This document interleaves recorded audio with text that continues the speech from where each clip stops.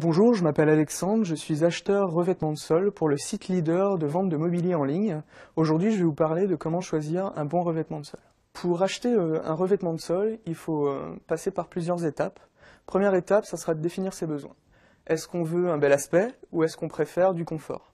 Est-ce qu'on veut un entretien facile ou est-ce qu'on veut une isolation spécifique? La deuxième étape sera de définir son budget.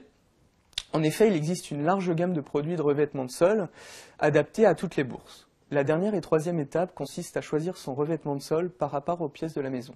Il n'y a pas de règle précise ni absolue dans la matière. Les différentes techniques et les différents matériaux utilisés aujourd'hui permettent de trouver une solution au cas par cas pour toutes les pièces de la maison.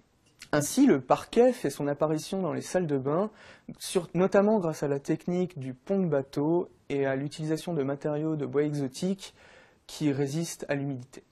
Il faut aussi penser au style que vous voulez donner à ce revêtement. En effet, si vous êtes quelqu'un qui aime changer de décor assez souvent mais qui n'a pas assez de budget, ce que je vous conseille, c'est d'utiliser des revêtements de sol en fibre de végétal, comme la noix de coco ou le lin. Concernant la chambre des enfants, ce que je vous conseille, c'est le linoléum avec du parquet, notamment pour ses propriétés de résistance et anti-allergènes.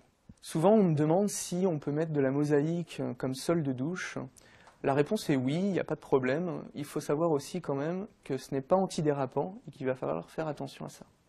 Enfin, pour choisir la couleur de votre revêtement, il n'y a pas de règle préétablie. Il suffit de voir l'éclairage de votre pièce, la tapisserie ainsi que le style de mobilier.